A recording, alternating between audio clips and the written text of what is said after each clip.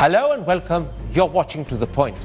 With the Arvind Subramanian panel submitting its report on GST, we ask, what are the chances this critical economic reform could be passed in the present winter session of Parliament?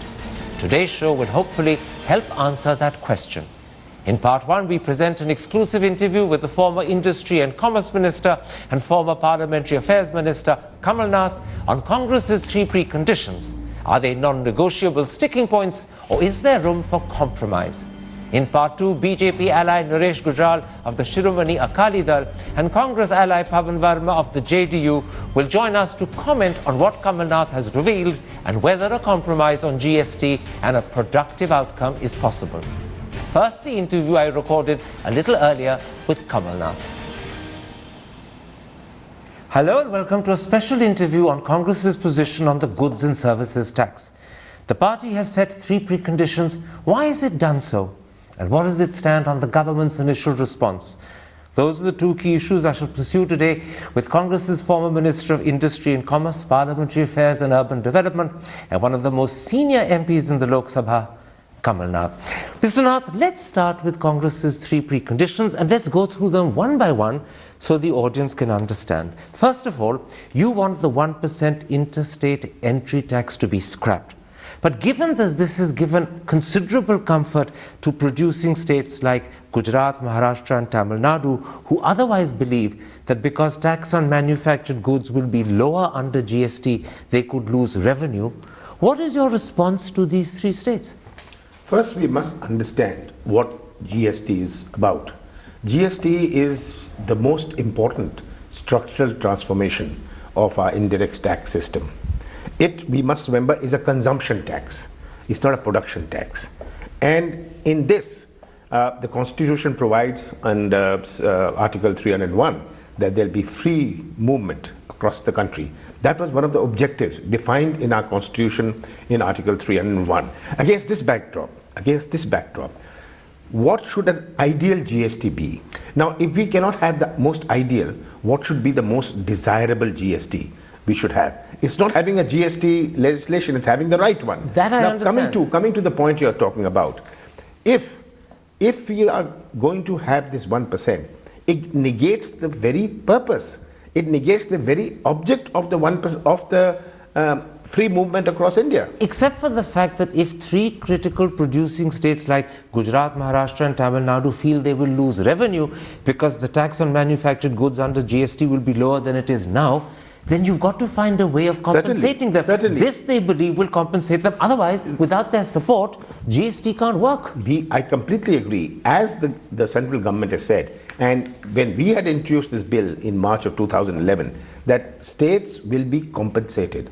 Now, for this 1%, also, the states can be compensated. We can dispel their fears and dispel any revenue loss which may be imaginary also. It's at the moment, we must remember, most of these things are notional.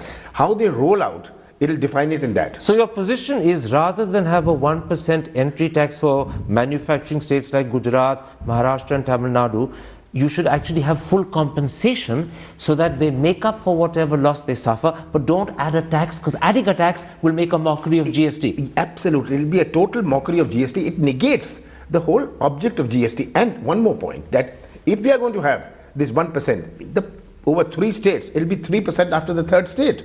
So why are we having it at all? So one proposal as an alternative to the 1% is to give 100% compensation for full 5 years. Absolutely. Is that acceptable to you? Absolutely. So that is your preference to the 1% tax? How the central government deals with it is their business. We can only say that this is one of the methods. They can find another method of convincing. In other words, compensate for loss, but don't add a tax as a way of making up. Absolutely, because that is retrograde. All right. Don't do a retrograde thing. Have a good GST. Let's then come to the second precondition, which you said you want a cap on GST of 18%, and secondly, you want the cap written into the Constitution. Let's take the second first. I'll come to the actual cap later. People say that if you hardwire into the Constitution a GST rate, A, you're making a mockery of the Constitution, and secondly, you're then making it very difficult to change the rate because you'll need another constitutional amendment to do so. Why do you want it written into the Constitution? We certainly want it because there must be a cap. We've seen how profligate states have been in the last 30, 40 years where they've used every single device. They've used every single device. Now there may be other devices in the future which may come into play. So we say that a fair GST should have a cap. But in the Constitution? Absolutely. Why not? If we say we want it in the Constitution, we want that it cannot be done just by a simple majority. If some states, some bigger states gang up against the smaller states, you will be able to muster up a simple majority. This is a national GST. And you got to carry all your states on board. A constitutional amendment will give it a flavor of consensus across the state. Let me quote to you Arvind Virmani, who was Chief Economic Advisor from 2007 to 2009 under your government. He's gone on record to say that a cap may be necessary, but it shouldn't be in the Constitution, it should be in the GST bill, so that A, it can be easily amended annually, and B, the rate then will be, just like the government fixes in the budget, the excise duty and taxes for each year. And this can then be changed by centres or state governments as they wish. He says a GST cap in the GST bill is a more sensible way of putting in a cap than into the Constitution. Really, this is to dispel any misgivings to the consumer and to the manufacturer, that it cannot exceed it, that it cannot really jump beyond 18%. And if one is hesitant to bring it into the Constitution, it only implies that you have intentions to do so. Well, that's an interpretation. Let me put it like this. Is putting a cap into the Constitution a sticking point for Congress, or are you prepared to accept a cap is necessary, but let it be in the GST bill, which still, by the way, needs a parliamentary majority to overturn? Can you accept the second? We cannot at the moment, but let's see. Let them hold some discussions. We can try and find some way out, but I think... So this is a negotiating point.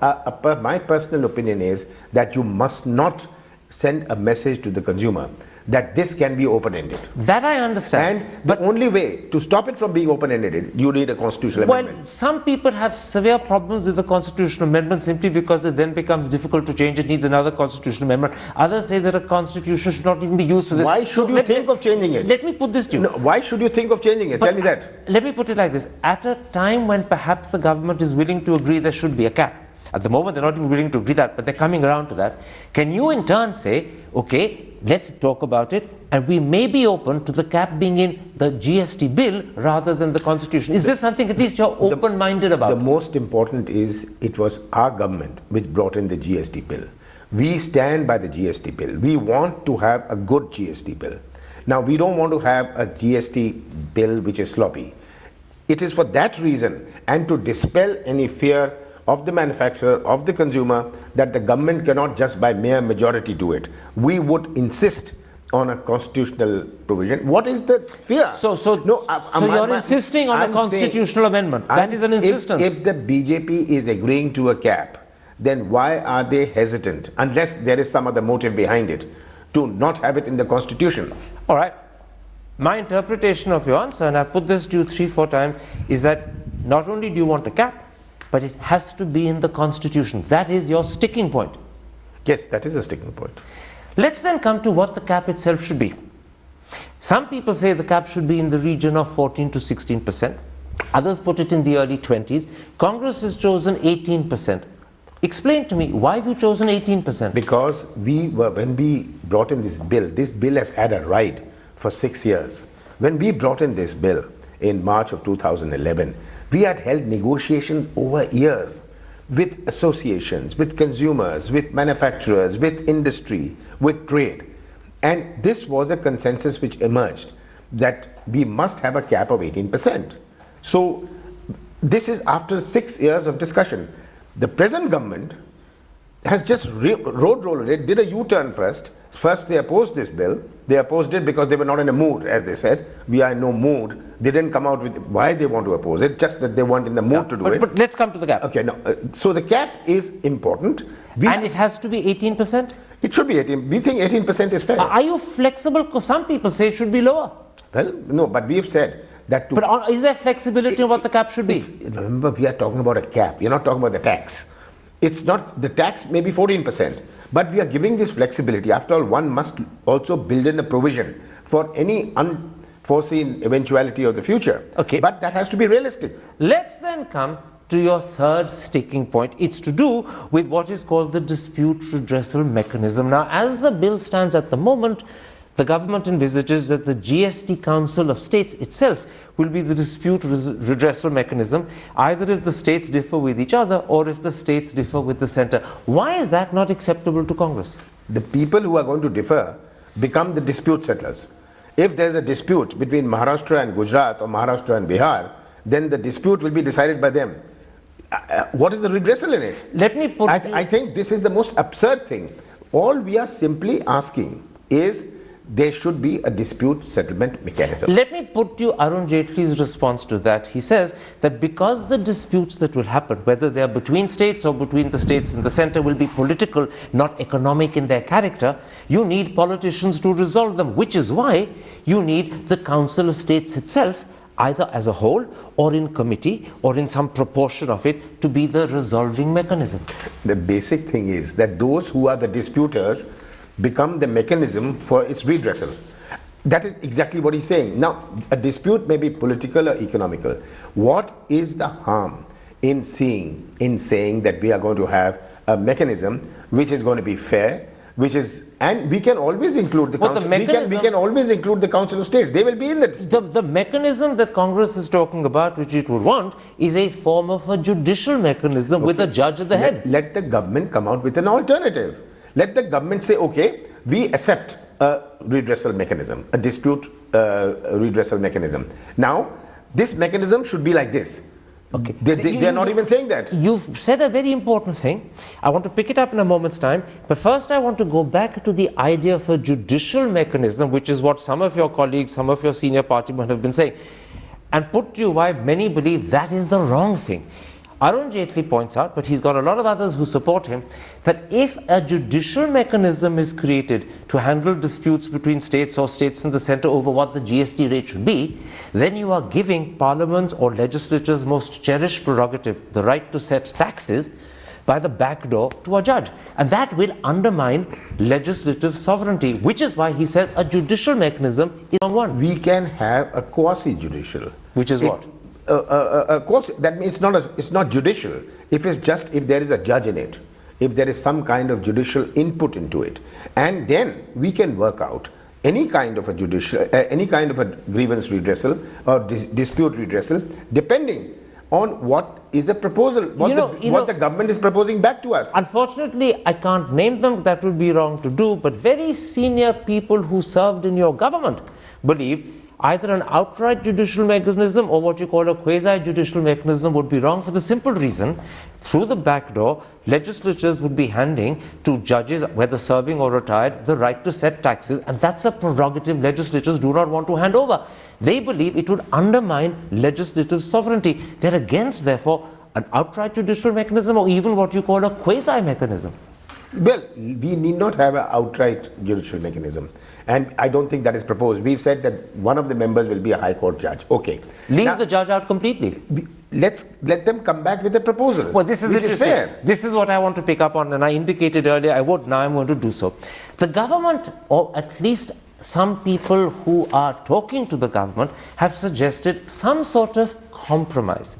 They're saying, in the first instance, let the GST Council of States itself be the resolving mechanism. But if the GST Council is unable to resolve the problem amicably, then let that council be empowered to create a committee of experts, not judges, but experts to whom the job is tasked. Would that suit your purpose? The question is simple, that if the council is to define the dispute mechanism, it'll be wrong. Why shouldn't we spell it out now? Why should you let the council do it? What's the harm in being transparent? That let the Council of States, there is a dispute, and this is how the dispute structure will be. Are you prepared to accept that whatever redressal mechanism you spell out now would be entirely experts? There would be no judge serving or retired. In other words, this judicial problem that many even in your party have concerns about, that would not be there. We can look at any other proposal as long as it is defined and is not, and does not negate the whole dispute process. This is very good. At least here, you have an open mind. You were completely closed about the fact that the cap has to be written into the Constitution. You said it was a sticking point. On the 1% interstate entry tax, again, you believe it has to go. You're not prepared to accept any special pleas on behalf of Gujarat, Maharashtra, Tamil Nadu. But now, on the dispute redressal mechanism, you're showing room for negotiation. You're willing to consider alternatives. We had said, we came out publicly with these 3 points. Now the BJP should come out, the government should come out with what their concerns are with the points we have made. Let me put to you some of the responses. They're not the final responses of the government, but some of the initial responses. First of all... No, but you're saying they are the government responses. They have not come out with this. Well, they've said it at public meetings, they've said it at press conferences, they've said it at ASSOCHAM speeches. Let me put them to you, then you respond. Speaking in ASSOCHAM recently, the finance minister said that your condition that the GST cap must be written into the Constitution, and just now you've told me that's a sticking point, he said that is preposterous. How do you respond to that, particularly the word preposterous? You can use any adjective. The fact of the matter is that we must have a cap. The fact of the matter is that you cannot fiddle with that cap just by a simple majority. And it has to be therefore in the Constitution. That's right, so that it has a flavor of the whole country. And this is not a tax for the bigger states. It's a tax for the whole country, whether it's Nagaland or whether it's Meghalaya. It's for all the smaller states also. But the interesting thing is when you said, let the government use whatever adjective it wants to, you're indicating by implication, you're not put off or offended by the word preposterous. Well, you know, I'm not, we've reached a point where we are not offended by anything what this government says, because this government uses all kinds of adjectives as a part of their governance. So, we've got so used to it, and it's very, very unfortunate that they have to use these adjectives. A second response to your 3 preconditions, and this time I believe it was in one of his blogs, I think I'm right in saying the blog of 2nd August, so it's quite an old response. Mr. Jaitley says that these 3 preconditions were not part of your position when Pranab Mukherjee was finance minister. They weren't part of Congress's position when P. Chidambaram was finance minister, and he therefore concludes that these are afterthoughts, and he believes that these are being raised as obstacles to stop GST. Are they obstacles? We have consulted over so many years, trade, industry, as I said. We've had much more consultations on the GST than what even the BJP has not even had 10% of the kind of consultations we had when we brought the bill in. So these are not afterthoughts. These would have come up. But except that they weren't part of Mukherjee's position, they weren't part of Chidambaram's position. Fine. So that's a political point, that you didn't bring it, I won't bring it. Or I was not in the mood to do it, now you be in the mood to do it. Is that the point you're making? The fact is this, they did not come out. When we brought the bill, they did not say anything. They said we're not in a mood. So now they are saying, we were not in a mood, you please get in the mood. That's not the way we function. We want to function. Let me be very clear on this, Karan, that we function by coming out with specifics. Now we've come out, let industry respond to it. I have talked to industry. In the last 3, 4, 5 days, I have been talking to many in industry, I've been talking to the association. They say, yes, the cap should not be fiddled with. They say yes. Industry supports a cap in the Constitution? Absolutely. You sure? They said you sure? Yes, I'm sure. They have. Because I have to tell you that people like Mr. Bhargav, chairman of Maruti, in a show that he did with me a few days ago, said it would be nonsensical to put a cap in the Constitution. He's one of India's leading industrialists. Fine. But the industrialists I've talked to, they said we want the GST bill. If you want to bring it in the Constitution, please go ahead, please pass the bill. So they are not saying, they are saying, you know, please let's have this bill. But we would prefer that the 1%, the 18% cap should not be something which can be easily fiddled with. All right. Let's come, in the limited time left, to 2 other issues to do with GST, because I think they're important. First of all, it's an issue that Congress raised, but it's no longer one of your preconditions. Earlier you questioned why alcohol, tobacco and electricity were not being included in GST. And many people believe they should be included. But now, when you've set preconditions, this is not one of your preconditions. Why have you dropped this? It's desirable. What we said, alcohol was always out, because the states have this right which they've had. They claim they have this right on alcohol. Tobacco? What about petroleum products? The ideal, there's a question between an ideal and a desirable. The ideal would be all goods and services. Now, if we are going to exclude, as in this bill it is, almost 30% of the goods where there's no petroleum products, there's no electricity, and I think I'm there's right no in saying tobacco. petroleum is included, but it will not be taxed immediately. It will only be taxed when the GST Council says so. It has a reprieve. Yeah, the but other three it has a aren't reprieve. even included at all. Yeah, they aren't included at all. So this Tobacco is what I'm and saying. electricity. Why have you not made that a precondition? After raising it, why is it no longer a precondition for you? We've not, because we have advised the government. We think this is what it is. So now this the is, government in its wisdom must respond to this. So this is not... It is one of the conditions, but this is the condition we can talk to the government. Okay. We can talk to the government. It's a logical thing. In other words, this is not a sticking point. If you talk to the tobacco industry, if you talk to the alcohol industry, it is the states who don't want alcohol. The alcohol industry wants it. I understand your position. This would be desirable, it would be preferable, you're willing to talk to the government and advise them, but this is clearly not a sticking point for Congress support. It's not a sticking point, but we would argue this till the end. One last question. The Economic Times very recently has said that because service tax under GST will go up and perhaps fairly markedly for several products, the government is toying with the idea of a two-tier, two-level service tax so that what it deems to be essential services are taxed at a lower rate. Now, does Congress accept that as understandable and desirable, or do you think this would A, weaken GST and B, complicated? We've got to see the final proposal of the government in this. The government is confused on this. On service tax, I think they're very confused. Let them come out with a concrete proposal. Let's have discussions with industry, with trade, with the associations, and then arrive at a settlement on this. So once again, on this issue, you have an open mind. You want to hear what the government has to say. We want to hear what the government has to say. My last question to you. You've identified two sticking points. The cap has to be in the Constitution. The 1% interstate tax has to be scrapped. You're not prepared to accept any arguments from the so-called manufactured or producing states to retain it. But you are open to negotiation on the redressal mechanism. And the other issues on which you want talks are not preconditions. So I'm going to end with this question. Given what you've told me, what's your hunch as a politician? Can Congress and the government come to an agreement so that GST can happen in the winter session? Well, I do hope. It's something which the Congress desired. It's something which the Congress brought in. GST is our formulation. GST is our bill. We would like to see it passed. But we would like to see a proper, a correct and realistic GST. There is an IT backbone. There are so many issues in this. But are you optimistic it can happen in the winter session? I am optimistic provided this government decides to engage, provided this government doesn't think that what we are saying is preposterous, which nobody else is saying. But the government has already begun to engage. They've already met Sonia Gandhi and Dr. Manmohan Singh. They've indicated there will be second meetings. Let them They've also indicated they'll be meeting other leaders. So that is there. Meetings saying let's pass this bill are of no use.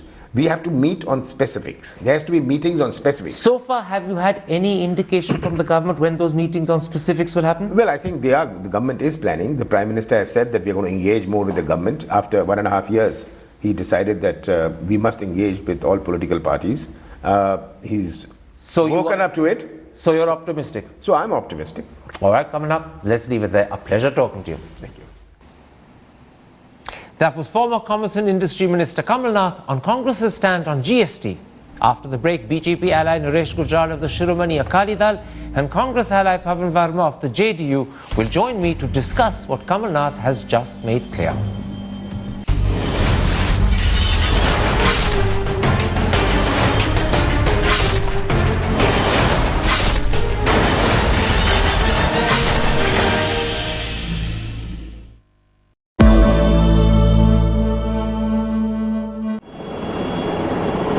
And those are pictures of Prime Minister Narendra Modi.